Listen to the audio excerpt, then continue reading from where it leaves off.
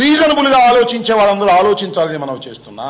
ఎందుకంటే అవిశ్వాస తీర్మానం అనే అంశాన్ని మొదటిగా పార్లమెంటులో ప్రవేశపెట్టింది వైఎస్ఆర్ కాంగ్రెస్ పార్టీ. ఆ రోజున మాకు కూడా 50 పైచీలకు మద్దతు ఇచ్చినప్పుడు ఎందుకు అంగీకరించలేదు? ఇవాళ చంద్రబాబు నాయుడు గారు పెట్టిన దానికి ఎందుకు అంగీకరిస్తున్నారు?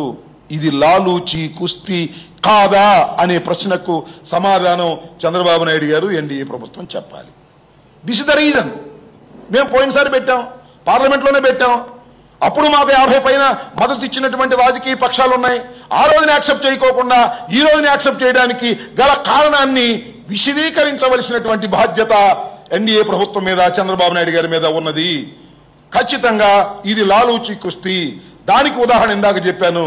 సాక్షాత్తు అమిత్ షా గారు వచ్చి ఇక్కడ మన హైదరాబాద్ లో వారు రాజగురువుని కలుసుకొని గంట సేపు అరగంట సేపు ఎందుకు మాట్లాడి వెళ్లారు? దీనికి చంద్రబాబు నాయుడు గారు, మోడీ గారు సమాధానం చెప్పాలి. మోడీ చంద్రబాబు నాయుడు గారు జోడీ కలిసి ఈ రాష్ట్రాన్ని సర్వనాశనం చేసింది.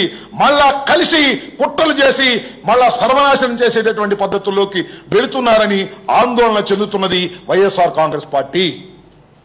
ఇంకా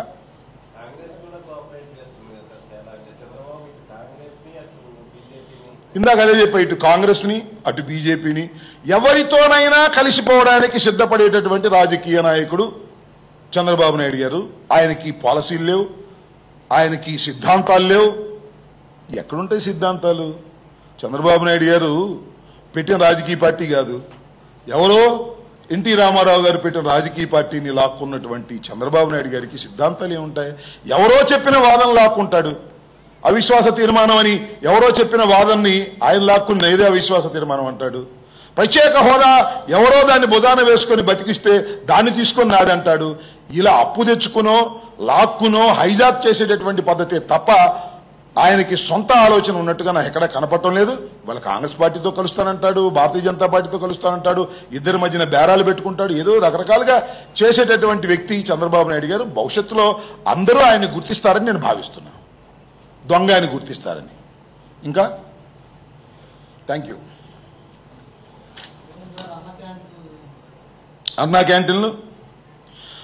క్యాంటీన్లో అన్నం లేదట.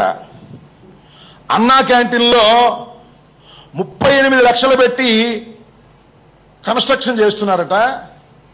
దానిలో 10 లక్షలు 15 లక్షలు ఖర్చు పెట్టి మొత్తం అన్నా క్యాంటీన్లో డబ్బంతా మన చంద్రబాబు అన్న గారి సోదరులు, తెలుగుదేశం మిత్రులు కాంట్రాక్టర్ రూపంలో వచ్చి కాజేస్తున్నారట. ఇది జరుగుతున్నటువంటి అన్నా క్యాంటీన్ల భాగవతం. ఎన్నికలకు ముందు అన్నా క్యాంటీన్లను పెట్టి గెలిస్తే ఒకవేళ ఆయన పొరపాటుని రాష్ట్ర ప్రజల దురదృష్టం కొద్దీ మళ్ళీ అన్నా క్యాంటీన్లు ఎత్తేస్తాడు. అది జరిగేటటువంటి విషయం.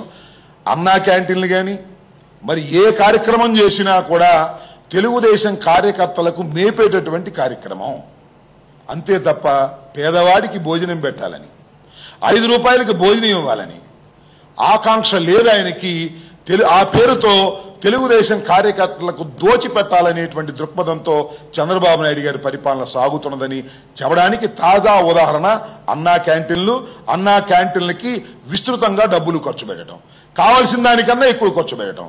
మద్రాసులో అన్నా క్యాంటీన్లకి ఎంత ఖర్చు పెట్టారు? హైదరాబాద్ లో అన్నా క్యాంటీన్లకి ఎంత ఖర్చు పెట్టారు? చంద్రబాబు నాయుడు గారి ప్రభుత్వం అన్నా క్యాంటీన్లకి ఎంత ఖర్చు పెడుతుంది? ఒకసారి బేరీజు వేస్తే అన్నా క్యాంటీన్లు ఏ విధంగా దోచుకుంటున్నారో అర్థమవుతుంది. లేదంటే ఓ కామెంట్ చేయండి. ఎప్పటికప్పుడు మా వీడియోస్ చూడాలంటే సబ్స్క్రైబ్ చేసుకోండి.